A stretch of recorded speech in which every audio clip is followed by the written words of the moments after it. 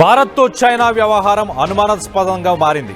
ఇండియాతో దోస్తీ చేస్తూనే భారత్ బద్ధశత్రువు పాకిస్తాన్తో చైనా అంటకాగుతుంది. దీంతో చైనా తీరు వివాదాస్పదంగా మారింది. ఇప్పటికే కొన్నేళ్లుగా సరిహద్దు వివాదాలతో ఇరు దేశాల మధ్య సంబంధాలు దెబ్బతిన్నాయి. సరిహద్దు వివాదాల పరిష్కారం, వాణిజ్య సంబంధాల విస్తరణ, ద్వైపాక్షిక సంబంధాల బలోపేతం చర్చించారు. సరిహద్దు ప్రాంతాల నుంచి ఇరు దేశాల సైనిక దళాలు ఉపసంహరణ, అలాగే ఉద్రిక్తతలను తగ్గించడంపై రెండు దేశాల ప్రతినిధులు భేటీ అయ్యారు. ఇదిలా ఉంటే చైనా విదేశాంగ మంత్రి వాంగ్ యు భారత్ పర్యటన తర్వాత పాకిస్తాన్ పర్యటనకు వెళ్లారు. వాంగ్ యు పాకిస్తాన్ పర్యటన వివాదాస్పదమవుతోంది.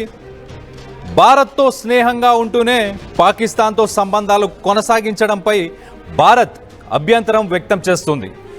భారత్ పాకిస్తాన్తో చైనా డబల్ గేమ్ పై ఇండియా అనుమానాలు వ్యక్తం చేస్తుంది. ఇదిలా ఉంటే చైనా పాకిస్తాన్తో చాలా ఏళ్లుగా స్నేహంగా ఉంటుంది. ఆపరేషన్ సింధూర్లో పాకిస్తాన్ ఉపయోగించిన ఆయుధాలపై చైనా నుంచి సరఫరా అయినట్లు కూడా తెలుస్తుంది. దీంతో చైనా పాకిస్తాన్ దోస్తీ బయటపడింది. సైనిక పరంగా పాకిస్తాన్ను చైనా బలోపేతం చేస్తూనే అదే టైంలో ఇండియాతో వాణిజ్య సంబంధాలతో ఆర్థిక ప్రయోజనాలను పొందుతోంది.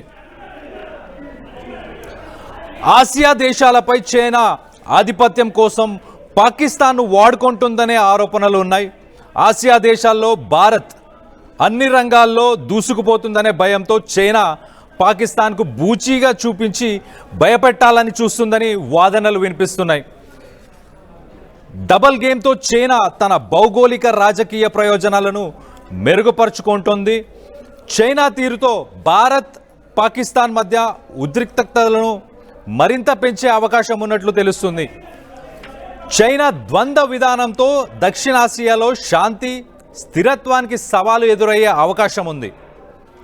భారతదేశం ఈ పరిస్థితిని దౌత్యపరంగా వ్యూహాత్మకంగా ఎదుర్కోవాల్సిన అవసరం ఉంది. అదే సమయంలో చైనా ఆర్థిక సంబంధాలతో పాటు పాకిస్తాన్తో సరిహద్దు ఉద్రిక్తతలను నియంత్రించాల్సిన అవసరం ఉంది.